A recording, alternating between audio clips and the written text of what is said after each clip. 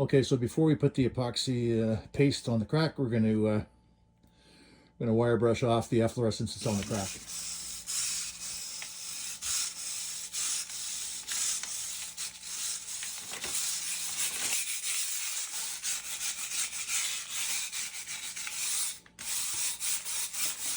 Okay, so now we're going to paste this crack with epoxy here.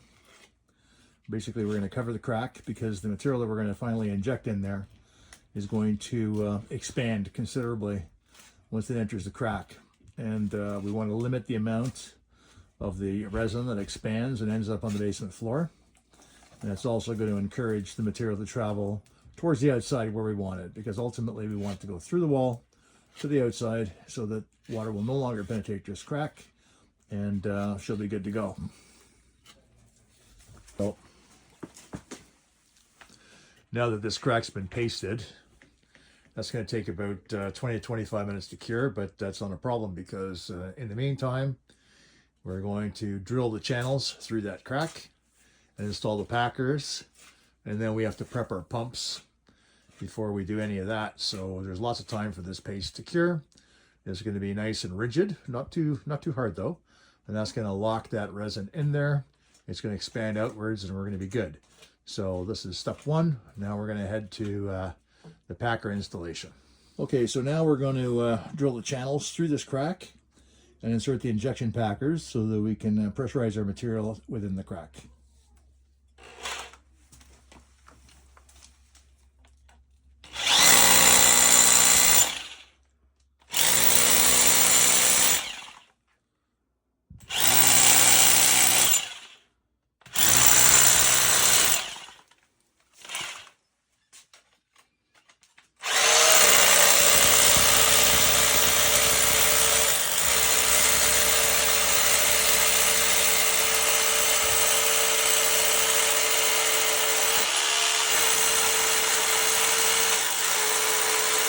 Now that all the holes have been drilled through the crack, we're going to blow the dust out of these holes so that the resin will flow freely into the crack and not be obstructed by anything that may remain in the drill hole.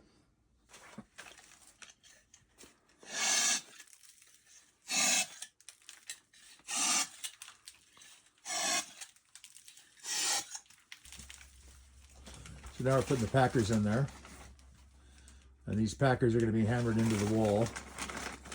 And that's going to give us a secure place to connect our hydraulic hose to when we're using our high pressure pumps to pump acid in there and then resin following.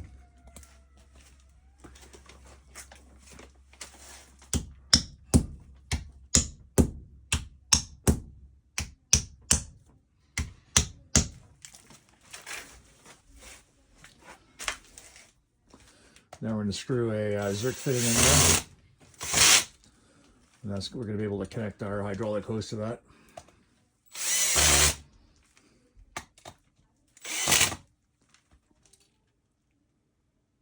And there's the fitting there.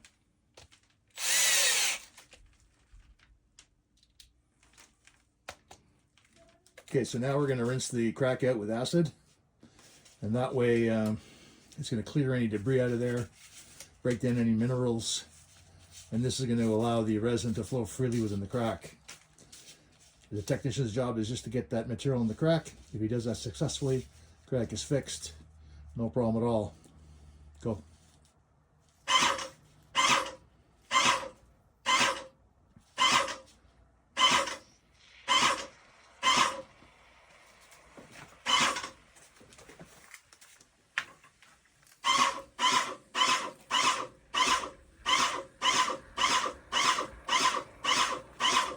Okay, so now we're getting the water in there, and that's going to rinse out that acid that we just put in a few minutes ago. From the pumping that we're hearing here, we know it's going in the crack great, so that means our resin's going to flow perfectly.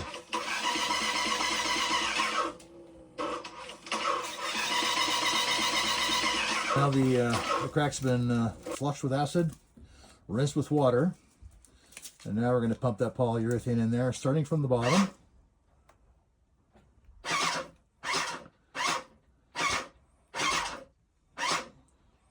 And we're going to do this in several applications. So we're going to try and fill her up on the first go, and then fill in what we missed the second time, and then do a final injection the third time. And that's going to allow us to guarantee this for 25 years. It's going to be great. As you can see, it's going in liberally, which means that the crack is accepting our material because we had acid flushed it, and the material is flowing freely within the crack.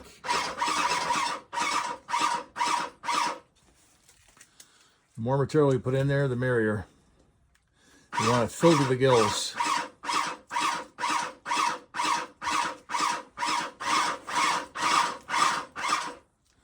If we didn't put that paste on that crack, we'd have all kinds of material flowing out of that crack on the wall.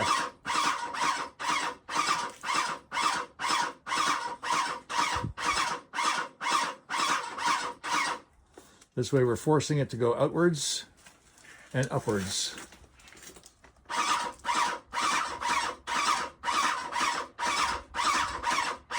There we go. She's traveled up the crack to the window corner.